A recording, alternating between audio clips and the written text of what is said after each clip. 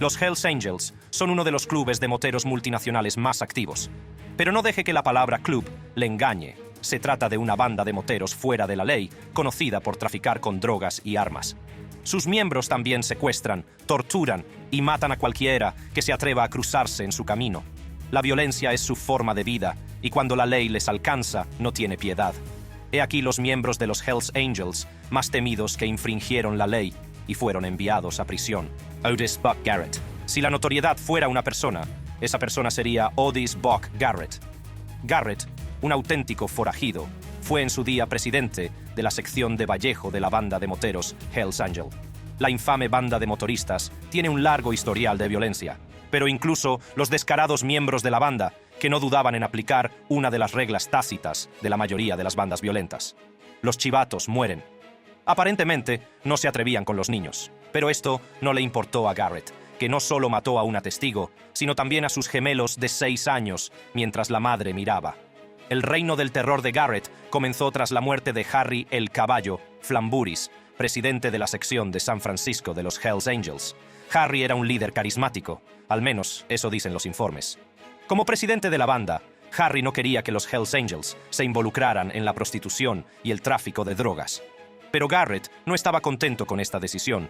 Sin embargo, no había nada que pudiera hacer, al menos no mientras Harry estuviera vivo, porque la banda solo respondería ante Harry. El 6 de enero de 1977, Harry fue asesinado en su casa.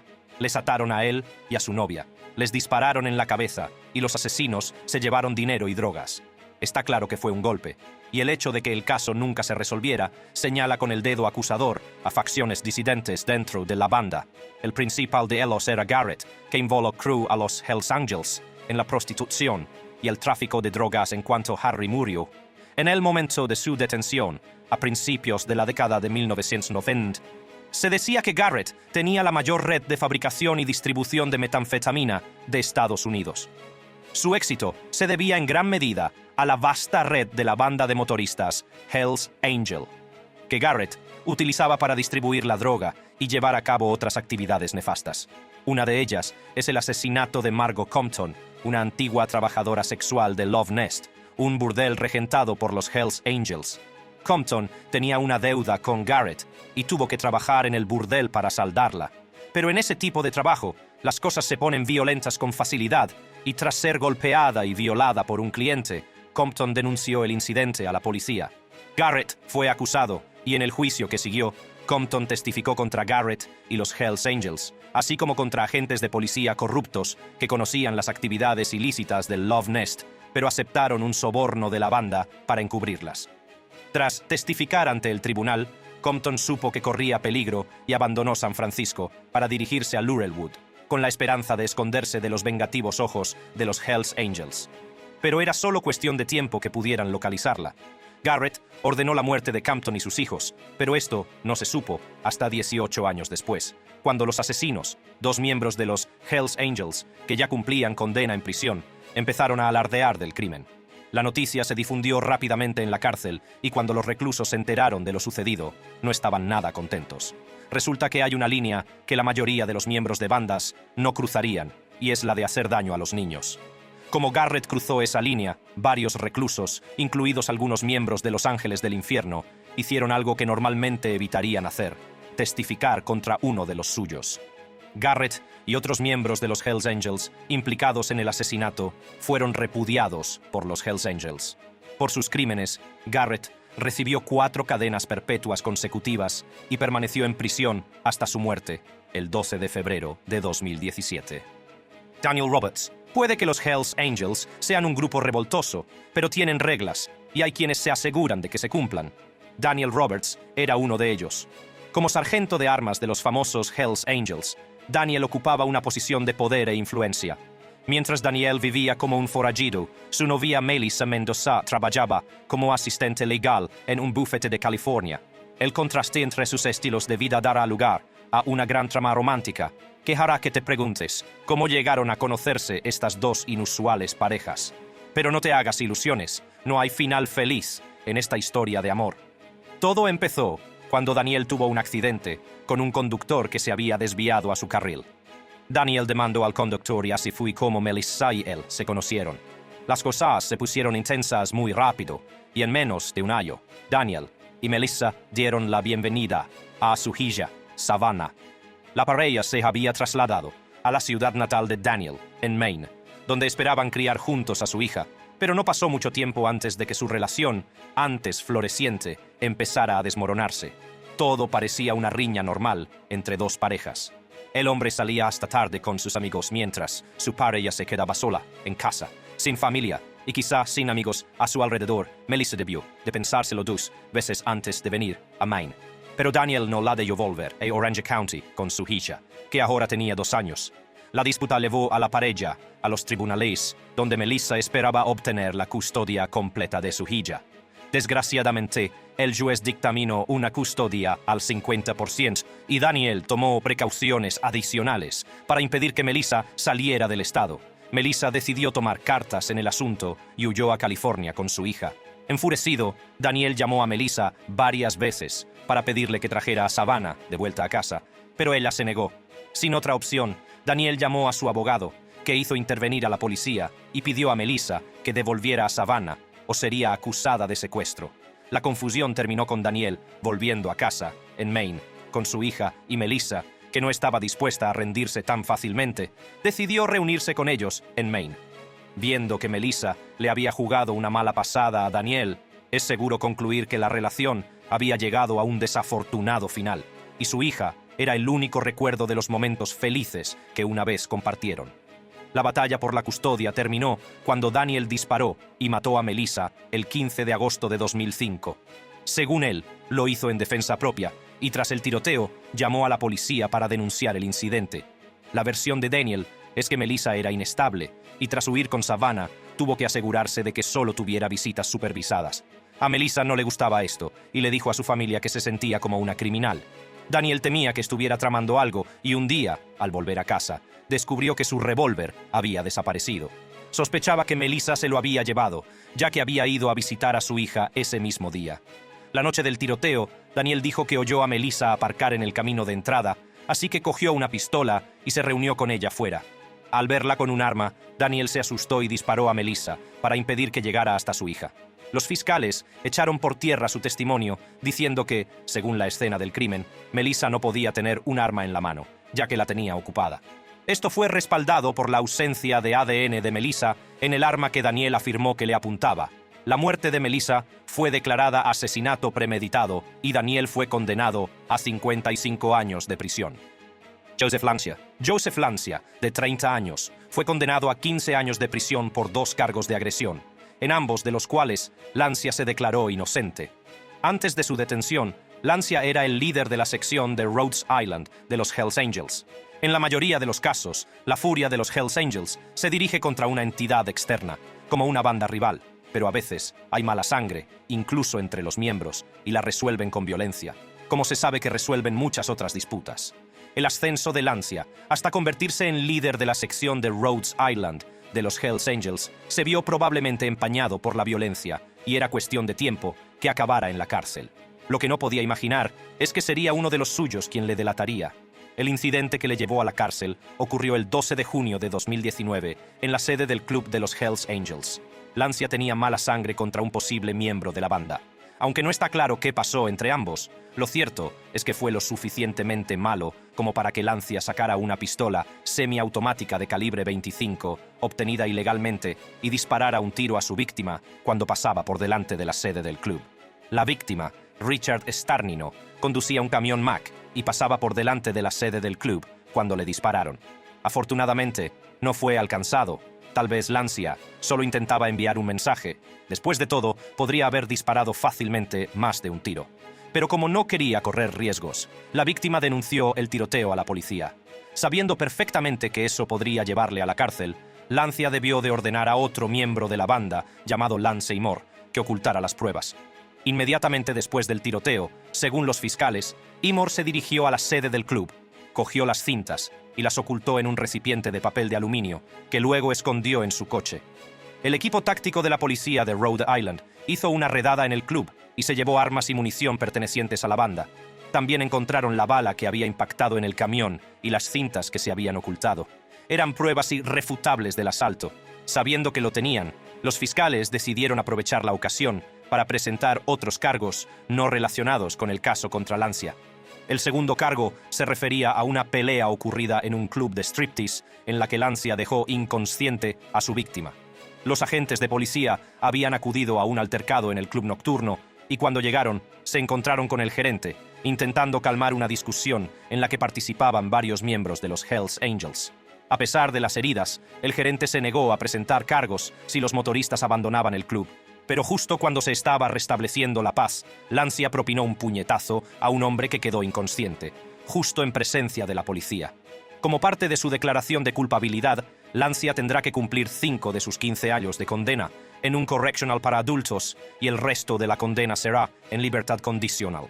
También se le impuso el pago de una multa de $3,500 y la prohibición de ponerse en contacto con sus víctimas.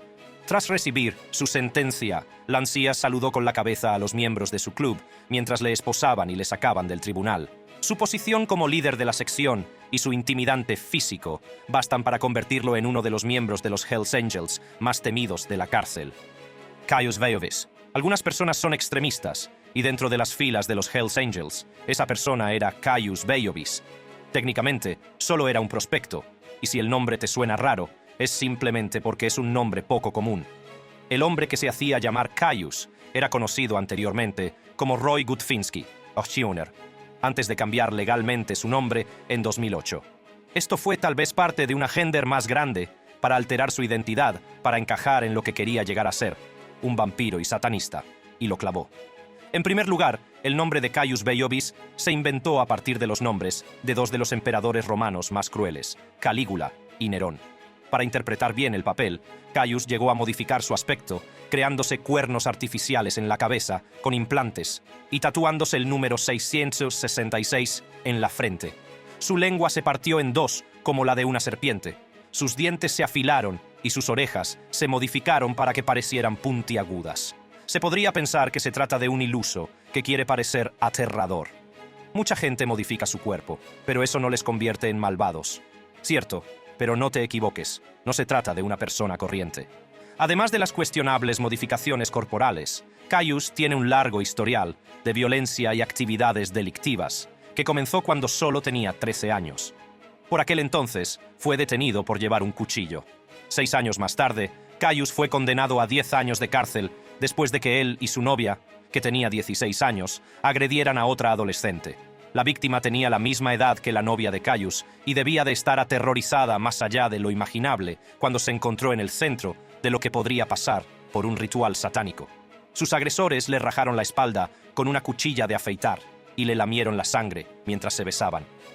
Caius cumplió 7 años y medio de su condena de 10 años antes de salir en libertad condicional, pero no permaneció mucho tiempo en libertad. Poco después de su puesta en libertad, Caius secuestró a 2 strippers en un club nocturno y fue enviado de nuevo a prisión por violar su libertad condicional. Su tendencia al crimen le convierte en el prospecto perfecto para los Hells Angels, y Caius estaba más que dispuesto a demostrar su valía cuando le ordenaron cometer uno de los crímenes más atroces llevados a cabo por la banda, el triple asesinato de David Glasser y sus 2 amigos, Edward Frampton y Robert Chadwell. Los 3 amigos fueron torturados, fusilados y descuartizados antes de enterrar sus cuerpos. Aunque Caius se declaró inocente de los 3 cargos de asesinato, secuestro y intimidación de un testigo, fue visto junto a otros 2 miembros de los Hells Angels la noche en que se produjo el asesinato. Aparte de eso, ninguna prueba vinculaba directamente a Caius con el asesinato, ni siquiera en su apartamento, donde la policía encontró armas y objetos que confirmaban que era satanista. Pero durante su juicio, el fiscal del distrito mencionó que Caius ayudó a llevar a cabo el crimen porque quería unirse a los Hells Angels. Adam Hall, que instigó todo el crimen, era un miembro de alto rango de la sección de Massachusetts de los Hells Angels y había sido visto con Caius en varias ocasiones, tanto antes como después de que se cometiera el asesinato. 2 testigos declararon al tribunal que recordaban haber visto a Caius en la tienda con otro hombre y que ambos estaban interesados en comprar sierras. Caius también asistía a eventos organizados por los Hells Angels. Tras 6 días de deliberaciones, el jurado dio finalmente su veredicto. Declararon a Caius culpable de los 3 cargos y fue condenado a cadena perpetua sin libertad condicional. Cuando se dio el veredicto, Caius, que había permanecido callado durante la mayor parte del juicio, gritó: «¡Os veré a todos en el infierno!». Cayo nunca confesó haber participado en el asesinato, y dado que ningún testigo lo situó en la escena del crimen, su veredicto debería haber sido al menos menos severo. Pero como dicen, vístete como quieres que se dirijan a ti. Una mirada a Cayo, y todo lo que el jurado vería es a un hombre que iba a ser un problema para la sociedad. Puede que no supieran exactamente qué papel jugó Caius en el asesinato, pero al mismo tiempo, será difícil no creer que no estuvo directamente implicado. Además, Caius no parecía el tipo de hombre que desempeñaría un papel pasivo en el asesinato. Tal vez el jurado vio una oportunidad para deshacerse de él de una vez por todas, una decisión que probablemente haría a la sociedad mucho más segura. Adam Lee Hall, el sargento de armas de la sección de Massachusetts de los Hells Angels, Adam Lee Hall, era el principal sospechoso del triple asesinato de David Glasser, su compañero de piso Edward Frampton y su amigo común Robert Chadwell. Glasser era el objetivo principal de la banda, y los otros dos hombres estaban en el lugar equivocado, en el momento equivocado. Glasser era un manitas, pero se desconoce su relación exacta con Hall. La relación empezó a deteriorarse cuando Hall sospechó que Glasser le había robado el carburador y decidió darle una lección. Al estilo típico de los Hells Angels, Hall atrajo a Glasser a su casa y le dio una paliza con un bate de béisbol. Es como dicen, necesitas una cuchara larga cuando comes con el diablo.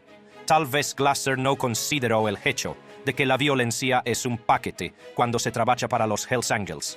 En esta situación, la mayoría de la gente pasaría desapercibida y evitaría seguir relacionándose con la banda, pero Glasser decidió denunciar la agresión a la policía. Hall fue detenido y acusado de agresión, robo y secuestro, y Glasser iba a ser el testigo clave en su juicio.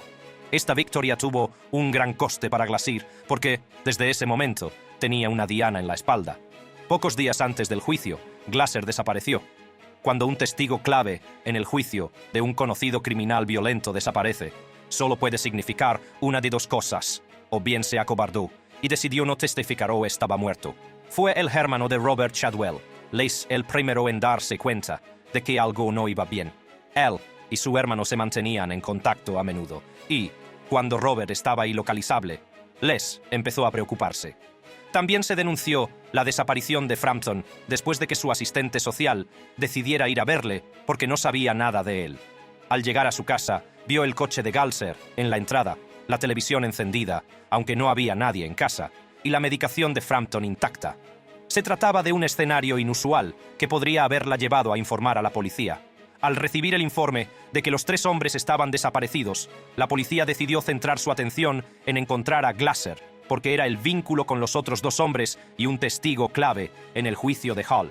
La investigación condujo a la detención de Hall y tres de sus cómplices, David Chalui, David Casey y Caius Bellovis. Según los fiscales, Hall, Chalui y Caius secuestraron y asesinaron a Glasser, Frampton y Chadwell el 28 de agosto de 2011. Los tres hombres recibieron disparos mortales antes de ser descuartizados y enterrados. Durante el juicio, la novia de Hall, Caitlin Carmin, mencionó que Hall dijo que Glasser había arruinado su vida y su futuro y que iba a matarlo. También añadió que Hall tenía la costumbre de amenazar de muerte a la gente, por lo que no creía que realmente fuera a matar a Glasser. Los cadáveres fueron descubiertos unos días más tarde, después de que David Casey filtrara la ubicación a la policía.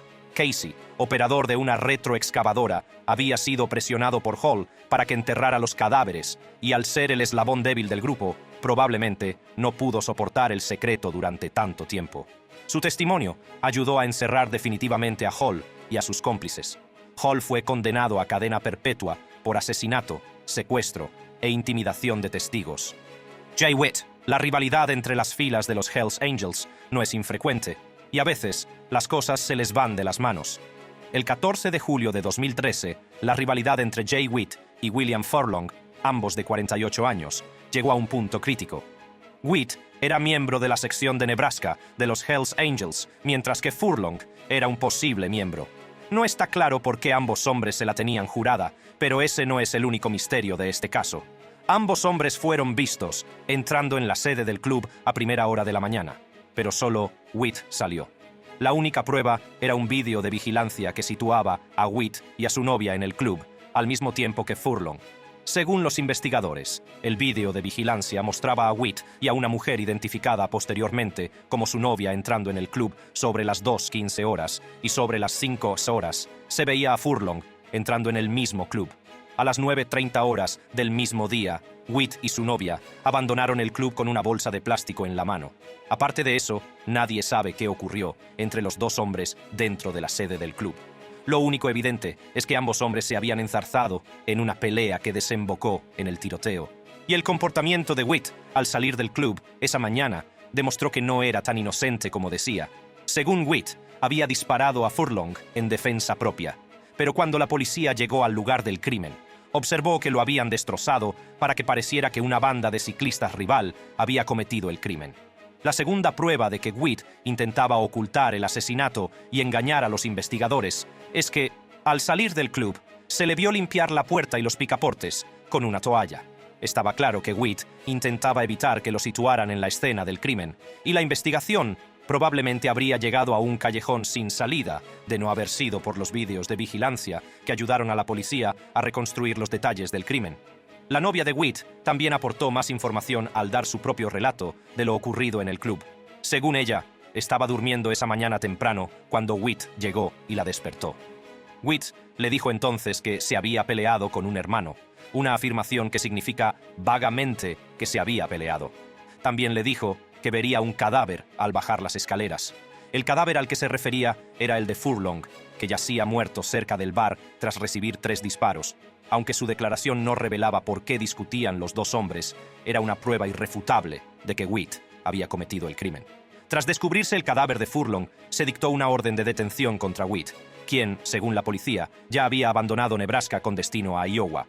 Unas semanas después del tiroteo, Witt fue visto conduciendo un coche robado y fue detenido por el Grupo Especial de Fugitivos. Entonces fue acusado de asesinato en segundo grado, pero justo antes de que comenzara el juicio, Witt legó a un acuerdo por el que retiraba el cargo de asesinato a cambio de homicidio involuntario. También se declaró culpable de los delitos de uso de arma y tenencia ilícita de armas, y fue condenado a entre 30 y 40 años de prisión. Según el juez, su historial de agresiones, robos y cargos por drogas influyó en la sentencia. Witt habría podido optar a la libertad condicional tras cumplir más de la mitad de su condena, pero falleció en prisión a causa de una dolencia. Jonathan Nelson, alias John, era el líder de la sección del condado de Sonoma de los Hells Angels. Él y otros 2 miembros de la banda Hells Angels tramaron la muerte de uno de sus miembros por razones que los 3 hombres conocían perfectamente. Fueron detenidos tras una investigación conjunta en la que participaron distintas fuerzas del orden, entre ellas el FBI, el Departamento de Policía de Santa Rosa, el Departamento del Sheriff del Condado de Sonoma y la Patrulla de Carreteras de California. Según el agente especial a cargo, la operación que finalmente terminó con la condena de Nelson y sus cómplices duró más de 8 años. Los miembros de la banda son reservados y no hablan con la policía por las repercusiones de tales actos, que podrían incluir la muerte. La segunda razón es que incluso los que no son miembros de la banda comprenden la necesidad de guardar silencio y ocuparse de sus asuntos para evitar represalias contra ellos mismos y sus seres queridos. Así lo confirma una declaración publicada por el Departamento de Justicia, que cita a testigos que declararon que los miembros de los Hells Angels del condado de Sonoma, bajo la dirección de Nelson, se crearon la reputación de amenazar a cualquiera que acudiera a la policía. Sinceramente, esto no es ninguna novedad. Intimidar a los testigos es una práctica habitual entre las bandas criminales que quieren asegurarse de que sus actividades permanecen en secreto. Al fin y al cabo, no hay caso si no hay pruebas de que se ha cometido un delito. La reputación de la banda de los Hells Angels de rebatir violentamente a los testigos asustaría a cualquiera que se lo pensara mejor. Esto hace que el trabajo de la policía sea el doble de difícil. Pero oye, es un factor humano buscar a menudo lo mejor para uno mismo. Y si eso significa fingir que no viste ni oíste nada, que así sea. Pero la sección del condado de Sonoma no solo era conocida por sus delitos, también vendían camisetas, gorras y sudaderas con el logotipo del club, además de patrocinar campañas de recogida de juguetes para niños. Es difícil saber si se trata de una tapadera o de una auténtica estafa, pero una cosa está clara: cualquiera que se les cruce lo paga caro, incluso si esa persona resulta ser uno de los suyos. La víctima en este caso fue Joel Silva, miembro de la sección de Sonoma de los Hells Angels. Como he dicho, no está claro por qué Nelson quería muerto a Silva, pero Silva debió de cruzar una línea de la que no podía volver. Por otra parte, matarlo en su territorio habría levantado sospechas, lo que podría ser la razón por la que Nelson se organizó con otros 2 miembros de los Hells Angels para que mataran a Silva en otro capítulo. Para que sus planes funcionaran, Nelson utilizó a un miembro de la banda con el que Silva mantenía una estrecha relación. Este hombre era Russell Ott. Según el Departamento de Justicia, Ott vivía cerca de Silva y también era cercano a su familia. Esto aclara por qué Silva, que podría haber sentido que su vida corría peligro, seguía dispuesto a confiar en Ott. Por desgracia, como dice el refrán, un amigo falso puede hacer más daño que 5 enemigos. Silva tuvo un duro despertar, porque Ott seguía las órdenes de Nelson, y en el momento en que llevó a Silva al club de los Hells Angels, en Fresno, otro miembro de la banda que también trabajaba con Nelson disparó a Silva en la cabeza.